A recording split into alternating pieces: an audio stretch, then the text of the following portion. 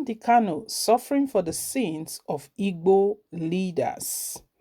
The first sin of the Igbo leaders is lack of development in Igbo land that drew the ire of Kanu in the first place. Mazi Kanu, remember, began to gain national prominence not long after General Buhari gained democratic power in 2015. Key to Kanu's popularity among the masses was his boldness to say enough is enough after the leaders from the southeast and south-south zones failed to hold President Buhari accountable for the naked threat to marginalize the Biafran region simply because the people voted en masse for their naive son, President Goodluck Jonathan. But their failure to confront Buhari is understandable. Most of these Eastern leaders, like their counterparts in other regions, are virally corrupt. Thus, they continue to fear that President Buhari will readily revenge by marshalling the anti-corruption agency against them. Such dilemma prompted this piece. Buhari and Nnamdi Kanu fighting the wrong enemies. Before Buhari's presidency, a major aim of Radio Biafra, in Kanu's own words, was to uproot all looters, embezzlers, kidnappers, sponsors of terrorism, child traffickers, corrupt judges, crooked university lecturers, murderous Nigerian security forces, and all thieving individuals masquerading as public officials who steal public funds, thereby preventing developmental projects from impacting positively on the lives of the ordinary people. It then followed that if Buhari was ever sincere with his election campaign promise to fight corruption, the president and Kanu ought to have common enemies in the very corrupt leaders from the southeast and south-south zones of Nigeria who plundered development opportunities in Biafra land during the last 16 years of the astronomical oil boom before Buhari assumed democratic power. The second sin of the Igbo leaders is their nonchalant attitude towards the long-standing policy of the federal authorities to reduce the Igbo nation to a mere dot in a circle. In fact, what most people do not know is that Nnamdi Kanu's biggest crime against the Nigerian state is actually his doggedness to expose the major truth why the country does not promote the teaching of history in its schools. The most stubborn of those truths is that the Igbo nation is not landlocked after all. Unlike the Igbo leaders, Nnamdi Kanu is a student of the history and has stoutly rejected the dot in a circle label far before Buhari made a conspiracy public. The IPOB leader understands that beside the southeast geopolitical zone, there are indigenous Igbo areas in the north, central, and south-south zones, including the riverine areas of Nigeria. The point is that Igbo nation is far beyond Muhammad Buhari's dot in a circle map, well into the Atlantic Ocean. But Buhari is not solely to blame for the dot in a circle propaganda. He inherited the script from the Igbo marginalization scheme that began during the Biafra War. Central to such scheme is to sustain an artificial boundary which must suggest that the Igbo people suddenly no longer have access to the Atlantic Ocean. Stop here for a minute and take a critical look at the Nigerian map featuring the 6 geopolitical zones.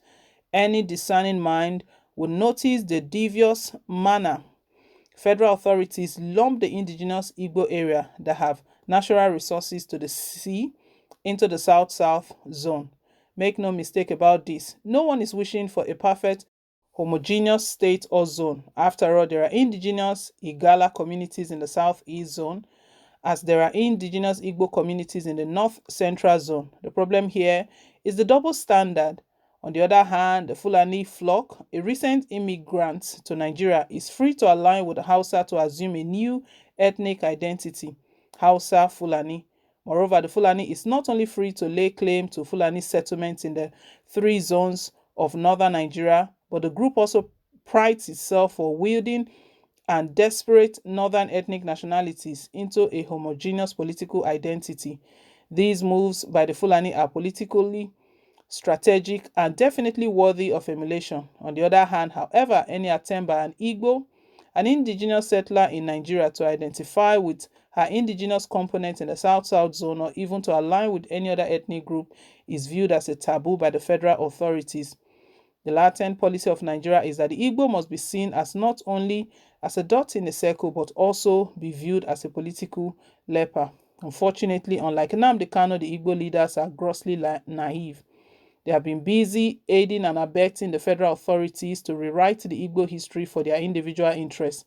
Today, any mention of Igbo is squarely pegged to the Southeast zone. Today, there is hardly any Igbo organization or those in position of power that promote the Igbo agenda beyond the Southeast zone. Unlike Nnamdi Kanu, the Igbo leader preferred to forget that Ohanieze in Igbo, for example, factually refers to indigenous Igbo communities in 13 states in the three geopolitical zones, namely Southeast, Abia, Anambra, Ebonyi, Enugu, and Imo State. South-South zones, Akwa Ibom, Bayelsa, Cross River Delta, Edo, Igbanke, and Rivers, the North Central, Benue, and Kogi states. Unlike Nnamdi Kanu, the so-called Igbo leaders are too daft to remember that the former Secretary General of Ohanieze in Igbo, a Biafran war commander, and the late Secretary General of the Indigenous People of Biafra, IPOB, Joe Achuzia, is not from the Southeast zone. Needless to mention that Raf Uweche, a native of Ogwashuku in Delta State, was once the President General of Ohanieze, and the eminent pan-Igbo activist Uche Ukoku, a native of Ikwere in Rivers State, was not long ago the Secretary General of the Ohanieze. The third and most sensational scene of the Igbo leaders is their penchant to appease Buhari and the enemies of Indigbo by carrying on as if Biafra was ever solely a Southeast affair, or rather a mere dot in a circle. Unlike the Igbo leaders, Mazi Nnamdi Kanu clearly understands that Biafra is not even an Igbo word, and it was Frank, Opigo, and Ijo, not Igbo, who christened the new nation after the then Bright of Biafra, now ironically changed to Bight of Bonny. The IPOB leader does not forget that the last head of state of Biafra, Major General Philip Effiong, a native of Ibionu Ibom in Akwa Ibom State, is not from the Southeast zone. He knows that the ancient city of Asaba, the bloody epic center of the Biafra war, is in the South-South zone. Nnamdi Kanu recognizes that Chukwuma Nzegu, a native of Okpanam in Delta State, who led the first military coup of 1966, commonly blamed for the civil war, was from the present South-South zone. The IPOB leaders is bold to expose the true history, which clearly states that a major objective of the first Nigerian coup was to free Obafemi Awolowo from prison and make him the prime minister of the country.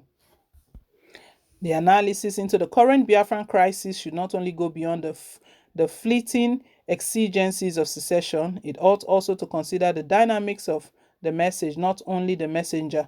The problem must not revolve solely around how Kanu delivers his message. The problem is that the Igbo leaders who claim to know how best to deliver the message choose to do nothing at all.